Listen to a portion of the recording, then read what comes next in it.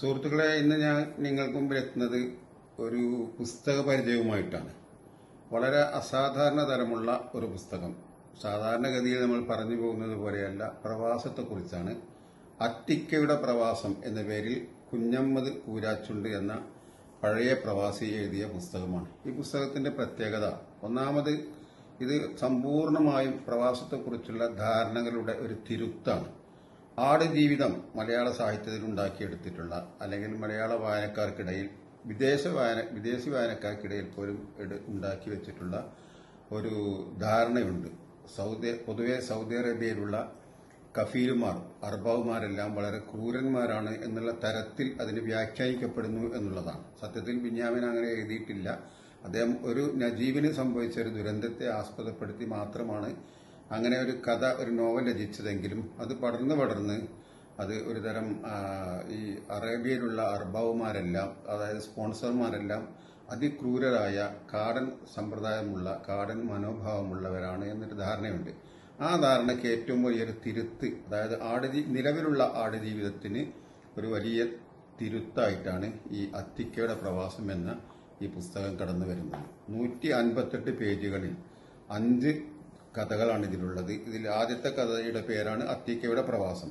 പിന്നീട് വരുന്ന ഇടയൻ എന്ന കഥയിലാണ്, ഇടയൻ എന്ന ഒരു നോവൽ. ഇത് ഈ 2 കഥകളും സാമാന്യം നീണ്ട ചെറുകഥ എന്നതിലപ്പുറം ഒരു നോവലറ്റുകളാവാൻ പോലും യോഗ്യതയുള്ള തരത്തിൽ രചിക്കപ്പെട്ടതാണ്. അതിലെ ഇടയനാണ് ഇതിലേറ്റവും ഈ പറഞ്ഞ ആടുജീവിതത്തെ തിരുത്തി കുറിക്കുന്ന വലിയ ഒരു സംഭവം. കഥ വളരെ മനോഹരമായി, ഇദ്ദേഹം നേരാനുഭവമല്ലാത്തത് കൊണ്ട് ഇത് കഥകളാണ്. മറ്റത് ബിന്യാമിന്റെ ആടുജീവിതം നേരാനുഭവങ്ങൾക്ക് കഥാവിഷ്കാരം നൽകിയ നോവലാണ്. ഇതങ്ങനെയല്ല. പക്ഷെ എന്നാൽ പോലും അറേബ്യൻ മരുഭൂമിയുടെ ഉള്ളറകളിലൂടെ സംഭവിക്കുന്ന വധൂവിയൻ ജീവിതവും മരുഭൂമിയുടെ ആവാസ വ്യവസ്ഥകളും ഒക്കെ, അവിടെയുള്ള നന്മയെ കണ്ടെത്തുന്നതിനുള്ള, മരുഭൂമിയുടെ കാരുണ്യത്തെ കണ്ടെത്തുന്നതിൽ ഏറ്റവും കൂടുതൽ ശ്രദ്ധയിരുത്തിയിട്ടുള്ള ഒരു പുസ്തകമാണ് ഈ അറേബ്യൻ, ഈ മരുഭൂമിയെക്കുറിച്ചുള്ള ഈ പുസ്തകം എന്ന് ഞാൻ ആദ്യമായി പറയുകയാണ്.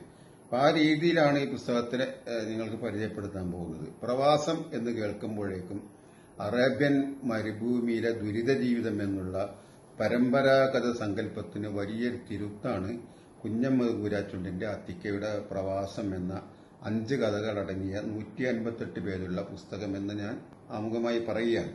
ഇതിലെ രണ്ടാമത്തെ കഥയെക്കുറിച്ച് നമുക്ക് ആദ്യം പറയാമെന്ന് തോന്നുകയാണ്.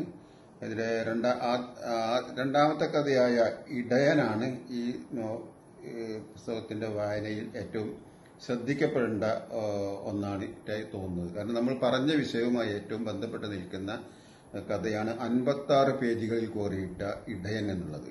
അതിന്റെ ഒരു പശ്ചാത്തലം പറയുകയാണെങ്കിൽ, അറേബ്യൻ മരുഭൂമിയിലെ കാട്ടിടയനായി എത്തിപ്പെട്ട യുപിക്കാരൻ അമീന്റെ ജീവിതകഥയിലൂടെ സഞ്ചരിക്കുന്ന അതിമനോഹരമായ ചെറു നോവൽ ആവിഷ്കാരമായി ഈ ഇടയൻ എന്ന കഥ മാറുന്നുണ്ട്. ഇവിടെയും ആടുജീവിതം എന്ന് കേൾക്കുമ്പോഴേക്കും വായനക്കാരുടെ മനസ്സിലേക്ക് ഓടിയെത്തുന്ന നജീബ് അനുഭവിച്ച ദുരന്തത്തിന്റെയും ക്രൂരമായ പീഡനത്തിന്റെയും അനുഭവങ്ങൾക്ക് വലിയ തിരുത്ത് ആവുന്നുണ്ട് ഈ ഇടയൻ എന്ന കഥ എന്നാണ് പറയാനുള്ളത്. ആലി മന്ദീൽ എന്നൊരു സൗദി പൗരൻ ആട് വളർത്തൽ കൃഷിയായി സ്വീകരിച്ച ഒരാളാണ്. ഇത് ആലി മന്ദീൽ എന്ന ഈ സൗദി പൗരൻ ആട് വളർത്തൽ കൃഷിയായി സ്വീകരിച്ചതിന്റെ ലക്ഷ്യം ലാഭം മാത്രം മുന്നിൽ കണ്ടല്ല എന്നുള്ളതാണ് നോവലിൽ പറയുന്നത്. പ്രവാചകൻ ചെയ്ത ഒരു ജോലി, പ്രവാചകന്റെ ജീവിതചര്യയിൽപ്പെട്ട ഒന്നായിരുന്നു ആടുമേയ്ക്കൽ. അതിനെ നിർവഹിക്കുന്ന അദ്ദേഹത്തിന് ഉണ്ടാകാൻ പോകുന്ന ആത്മീയ നിർവൃതി കൂടി മുന്നിൽ കണ്ടുകൊണ്ടാണ് ആലി മന്ദിയിൽ ഈ ആട് കൃഷിയിലേക്ക്, അതായത് ആടുകളെ വളർത്തുന്ന ഫാമുകളൊക്കെ രൂപീകരിച്ചുകൊണ്ട് ആട് കൃഷി ഒരു ജീവിതമാർഗമായി സ്വീകരിക്കുന്നത്. ഇവിടെ ഇതിന്റെ തുടക്കത്തിൽ തന്നെ മരുഭൂമിയിലെ കാരുണ്യത്തിന്റെ സൂചന ഇതിൽ വിരിയുന്നുണ്ട്. ആലി മന്ദിരിന് ആടുമേക്കാനായി എത്തിയ ആള് ഇന്ത്യയിലെ യുപിയിൽ നിന്നുള്ള അമീൻ എന്ന ആളാണ്. അദ്ദേഹത്തിന് ആട് വിസയിൽ, അതായത് അദ്ദേഹത്തിന്റെ വിസയിൽ അദ്ദേഹം എത്തിപ്പെട്ടത്, ആട് വിസ എന്ന് പറഞ്ഞുകൂടാ, എത്തിപ്പെട്ടത് അമീനാണ്. തീർത്തും അപരിചിതവും ദുസ്സഹവുമായ ചുറ്റുപാടിൽ ഒറ്റപ്പെടലിന്റെ ഭയപ്പാടോടെ ജീവിക്കേണ്ടി വരുന്ന ഒരാളാണ് അമീൻ ഈ കഥയിൽ. അതിൽ അതിജീവനത്തിന്റെ ഈ ഭയപ്പാടിൽ നിന്നൊക്കെ ഇദ്ദേഹത്തിന്, ഈ മരുഭൂമിയിൽ ഒറ്റപ്പെട്ട ജീവിതത്തിൽ നിന്ന് ഇദ്ദേഹത്തിന് ജീവനത്തിന്റെ കരുത്ത് പകരുന്നത് ആരാണെന്ന് ചോദിച്ചാൽ അത് ആലിമന്ദിർ എന്ന കഫീലാണ് എന്നുള്ളതാണ് ഈ നോവലിന്റെ ഒരു പ്രത്യേകത. നമ്മൾ മുമ്പ് കേട്ടതിൽ നിന്നൊക്കെ വളരെ വ്യത്യസ്തമാണ്. കാരണം സ്വന്തം കഫീൽ തന്നെയാണ് ഇദ്ദേഹത്തെ ഭയപ്പാടിൽ നിന്ന് മോചിപ്പിക്കാനും മനസ്സമാധാനത്തിനും സ്വസ്ഥമായ മരുഭൂജീവിതത്തിനും ഇട നൽകുന്നത് എന്നുള്ളതാണ് ഇതിന്റെ ഏറ്റവും വലിയ പ്രത്യേകത. അതാണ് ഈ അറബി മുതലാളിയും ആലിയും കുടുംബവും ഇതിന് അധീപനത്തിന് ഇദ്ദേഹം കരുത്ത് പകർന്നു എന്നുള്ളതാണ്. ഇദ്ദേഹം നമ്മൾ പരിചയപ്പെട്ടു വരുന്ന ആടുജീവിതത്തിൽ നിന്നൊക്കെ തീർത്തും വ്യത്യസ്തമായ ഒരു കാഴ്ചപ്പാടിനെ ഈ കഥ മുന്നോട്ട് വെക്കുന്നു എന്ന് പറയുന്നത് അതുകൊണ്ടുകൂടിയാണ്. ഇതിലൊരു അനുഭവം പറയാം. ഈ നോവലിൽ അമീന് ആലിമന്ദിയിൽ നിന്നുണ്ടായതാണ്. ഇന്നേ വരെ അമീനെ സംബന്ധിച്ചിടത്തോളം പണിയെടുക്കുന്ന ഒരു സ്ഥലത്തും മുതലാളിയുടെ കൂടെ ഇരുന്ന് ഭക്ഷണം കഴിക്കാൻ കഴിഞ്ഞിട്ടുണ്ടായിരുന്നില്ല ഇതുവരെ അമീൻ. അങ്ങനെ അദ്ദേഹത്തിന്റെ സങ്കല്പത്തിലേ ഇല്ലായിരുന്നു. കാരണം അദ്ദേഹം UP യിൽ നിന്നാണ് വരുന്നത്. ആ അമീനാണ് അറബിയുടെ വീട്ടിൽ അവരുടെ കൂടെ ഈ കഫീലിന്റെയും കുടുംബത്തിന്റെയും കൂടെ ഒരേ പാത്രത്തിൽ നിന്ന് സുഭിക്ഷമായ ഭക്ഷണം കഴിക്കാനുള്ള അവസരം ഒത്തുവരുന്നത് ഈ കഥയിലുണ്ട്. അപ്പൊ അദ്ദേഹം അവിടെ നിന്ന് തന്നെ അദ്ദേഹത്തിന്റെ മനസ്സിൽ മരുഭൂകാരുണ്യത്തിന്റെ വിത്ത് പാവുകയാണ് എന്ന് നാം മനസ്സിലാക്കുന്നു. അതുപോലെ തന്നെയാണ് ഈ മരുഭൂമിയിൽ ഒറ്റപ്പെട്ട് ജീവിച്ചു വരുന്ന അമീന് തൊട്ടപ്പുറത്തുള്ള മസ്രയിൽ നിന്ന്, കൃഷിസ്ഥലത്തിൽ നിന്ന് ബംഗ്ലാദേശുകാരനായ മറ്റൊരു ആട്ടിടയൻ ബിലാലി എന്ന പേരുള്ള ഒരാള് ഇദ്ദേഹത്തെ സന്ദർശിക്കുമായിരുന്നു. ഇദ്ദേഹത്തിന്റെ ഏകാന്തതയ്ക്ക് ശമനം വരാനും ഏകാന്തതയെ മാറ്റാനും ഒക്കെ ഈ ബിലാലിന്റെ സന്ദർശനം ഉതകിയിരുന്നു. പക്ഷെ ബിലാലിന്റെ സ്പോൺസറായ അറബി നേരത്തെ നമ്മൾ ബിന്യാമിന്റെ ആടുജീവിതത്തിൽ കണ്ട ആ സ്പോൺസറോട് തുല്യമുള്ള ഒരാളാണ്. അദ്ദേഹത്തിന് അത് ഇഷ്ടപ്പെട്ടിരുന്നില്ല. മറ്റൊരു ഇന്ത്യക്കാരനുമായി മറ്റൊരു ആട്ടിടയനുമായി സഹവസിക്കുകയും അവനോടുകൂടി ചങ്ങാത്തം സ്ഥാപിക്കുന്നതും ഈ ബിലാലിന്റെ സൗദിക്ക് ഇഷ്ടമായിരുന്നില്ല എന്നുള്ളതാണ്. പക്ഷെ എന്നിട്ട് ബിലാലിന്റെ പല ക്രൂരതകളിൽ നിന്നും പല നടപടികളിൽ നിന്നൊക്കെ മോചനം നേടാൻ വേണ്ടി ഇദ്ദേഹത്തെ ഈ അമീൻ എന്ന UP കാരനായ ആട്ടിടയനെ സഹായിക്കുന്നതും ഇദ്ദേഹത്തിന്റെ ആലിമന്ദിയിൽ എന്ന സൗദിയാണ് എന്നുള്ളതാണ് അതിന്റെ ഒരു ഭാഗം. അപ്പൊ ആ തരത്തിലുള്ള, കൂടാതെ ഇദ്ദേഹം ആടുകളുമായി അലഞ്ഞു നടക്കൽ, മരുഭൂമിയിൽ ആടുകളുമായി അലഞ്ഞു നടക്കേണ്ട അവസരം വരുമ്പോൾ അമീന് വേണ്ടി ഒരു കഴുതയെ വാഹനമായി വാങ്ങിക്കൊടുക്കുന്നുണ്ട് ഇദ്ദേഹത്തിന്റെ സ്പോൺസർ. നമ്മൾ നേരത്തെ പറഞ്ഞ ഈ നന്മ നിറഞ്ഞ സ്പോൺസർ. പിന്നീട് അദ്ദേഹം കൈതപ്പുറത്തേറിയുള്ള സഞ്ചാരത്തിലൂടെ മരുഭൂമിയുടെ വന്യ സൗന്ദര്യത്തിലേക്കും അതിന്റെ ആവാസ വ്യവസ്ഥകളിലേക്കുമൊക്കെ അദ്ദേഹത്തിന് അറിവുകൾ കിട്ടുകയാണ് ഈ ആട്ടിടയന്.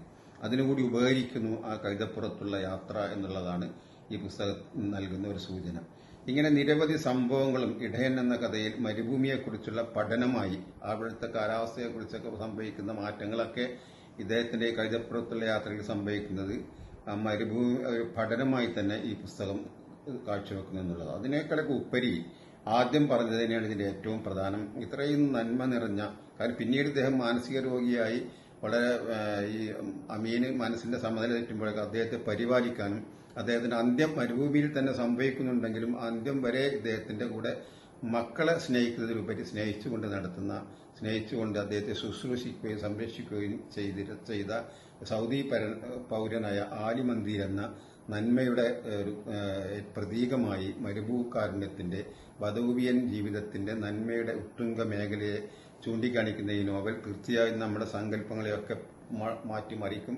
പ്രവാസം എന്നുള്ളത്, പ്രവാസത്തിലെ ആട്ടിടയൻ എന്നുള്ളത് അദ്ദേഹം വെറും പീഡനമേൽക്കേണ്ട, ദുരിതം മാത്രം അനുഭവിക്കേണ്ട, അവരെ അടിച്ചമർത്തിക്കൊണ്ടുള്ള യജമാന മനോഭാവമല്ല എല്ലാ സൗദി അറേബ്യയിലെ എല്ലാ പൗരന്മാർക്കും എന്ന വളരെ വലിയൊരു സന്ദേശം പ്രദാനം ചെയ്യുന്ന നോവലാണ് ഇത് എന്നാണ് ഇതിൽ ഇടയൻ എന്ന കഥയെ മുൻനിർത്തി പറയാനുള്ളത്. ഇതിന്റെ ആദ്യത്തെ കഥയായ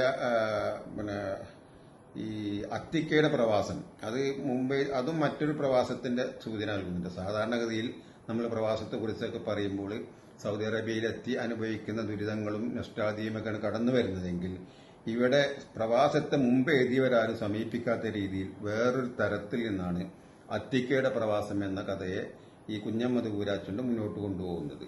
അറേബ്യയിലേക്ക് കടക്കാൻ മോഹിച്ച് ബോംബെയിൽ എത്തിപ്പെട്ട അത്തിക്ക എന്ന ഒരാളെ കുറിച്ചാണ്. അത്തിക്കയുടെ മാനസിക സമനില തെറ്റി അദ്ദേഹം തന്നെ അറിയാതെ ഏതൊക്കെയോ വഴിയിലൂടെ സഞ്ചരിച്ച് ബോംബെയിലെ കാമാത്തിപുര എന്ന ചുവന്ന തെരുവിലാണ് എത്തിപ്പെടുന്നത് ഈ അത്തിക്ക.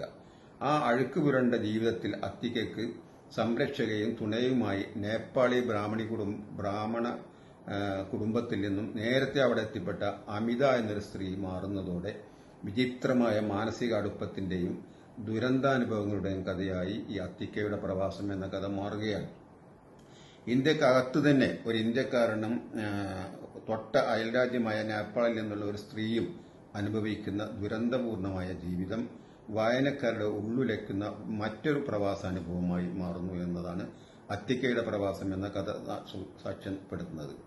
മാനസികമായി സമനില നഷ്ടപ്പെട്ട് കാമാത്തിപുരയിലെ ചുവന്ന തെരുവിൽ എത്തിപ്പെടുന്നതും അവിടെ മുമ്പേ എത്തിപ്പെട്ട നേപ്പാളി ബ്രാഹ്മണ സ്ത്രീയായ അമിതയെ പരിചയപ്പെടുന്നതും പിന്നീട് അവർ രണ്ടുപേരും അവിടെ നിന്നും രക്ഷപ്പെടാനുള്ള ശ്രമത്തിലകപ്പെടുന്ന ദുരന്തങ്ങളിലൂടെയും സഞ്ചരിക്കുന്ന കഥയിൽ മലയാളികളുടെ പ്രവാസത്തെക്കുറിച്ചുള്ള പരമ്പരാഗത സങ്കല്പങ്ങൾക്കും ധാരണകൾക്കും വലിയ തിരുത്ത് സംഭവിക്കുന്നു എന്നാണ് പറയാനുള്ളത്.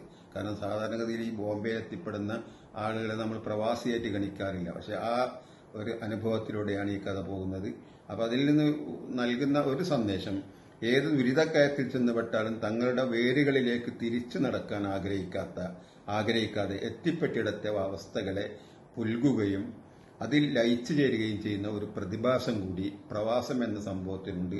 പ്രവാസം എന്നതിൽ ഉൾച്ചേർന്ന് കിടക്കുന്നു എന്ന ഒരു സന്ദേശമാണ് ഈ അത്തിക്കയ്ക്ക് ബോംബെയിൽ നിന്ന് മടങ്ങാൻ താല്പര്യമില്ല എന്ന് സൂചിപ്പിക്കുന്നതിലൂടെ കുഞ്ഞമ്മദ് കഥയിൽ സൂചിപ്പിക്കുന്നത്. ഇത് പ്രവാസത്തിന്റെ ഒരു മാനസിക തലമായിട്ട് വേണം നമ്മളിതിനെ കാണാൻ എന്നാണ് എനിക്ക് പറയാനുള്ളത്. അങ്ങനെ വളരെ വ്യത്യസ്തമായ ഒരു പ്രവാസാനുഭവങ്ങളാണ് ഇതിലുള്ളത്. സാധാരണഗതിയിൽ നമ്മുടെയൊക്കെ കണ്ടുവരുന്നത് പോലുള്ള പ്രവാസത്തെക്കുറിച്ചല്ല.